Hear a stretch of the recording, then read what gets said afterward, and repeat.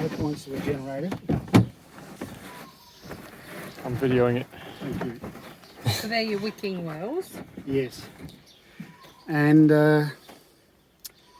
next I add perlite. Now, Perlite. perlite is often used a lot like vermiculite.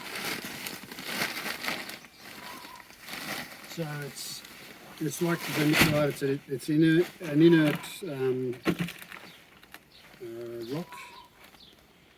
I'll just open that. Can you pass my scissors?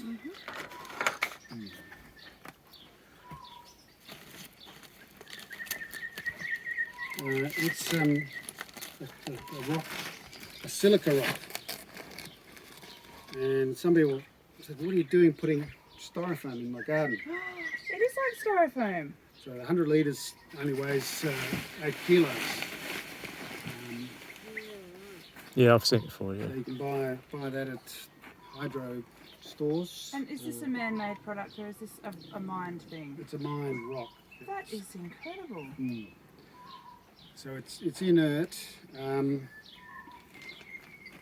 It's got a health risk associated with the fact that it's silica and can cause silicosis. The dust can get in your lungs and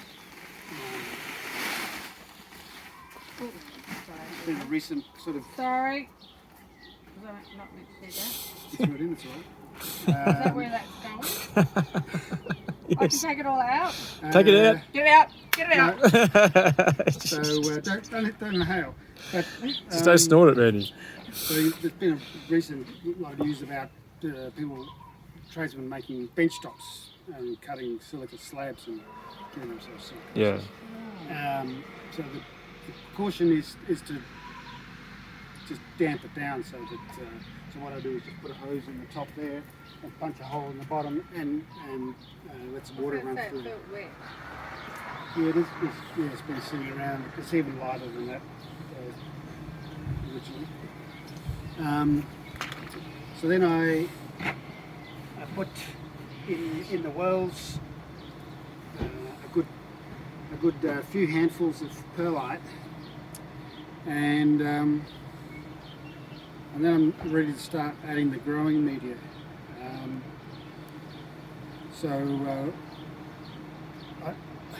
I don't want a whole lot of organic matter sitting in that water all the time. So the perlite's in there just to extend that. So when you say a few handfuls, I think what you mean is a consistent level around the bottom of those valleys. Well, on top of that, I'm now going to start adding my compost-based growing media. Yeah. And that's going to fall in and over time, the worms are going to move stuff around. Yeah. So there will be organic matter in there, and I do want that in terms of that's going to be good wicking substrate, but it means that I just don't have that, that extra amount of organic matter sitting in those wells. And if you didn't do that, what would be the outcome? Well, a friend of mine actually he creates an overflow system, but he puts soil right down the base, but he makes sure he puts in some microbes that deal well with anaerobic situations. I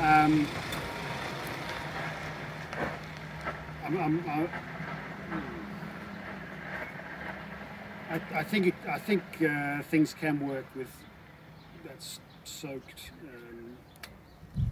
area, but what I'm trying to do is minimise having a whole lot of dirt sitting in stagnant water. I don't think wouldn't be disastrous.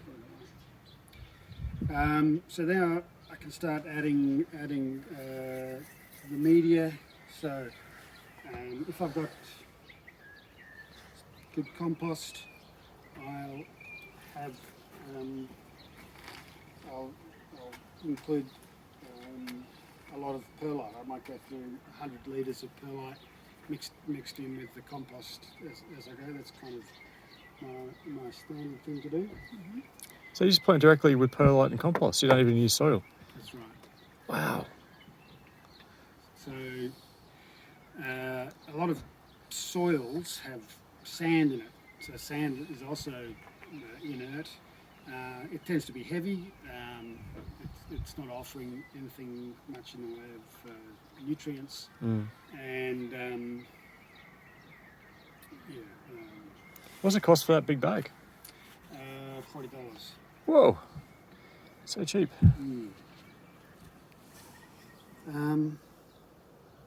Yes, so then I'll fill that up towards the top. Just like in any gardening, it's good to have a mulch layer. Do you want to pause while Mandy's going to... Yeah.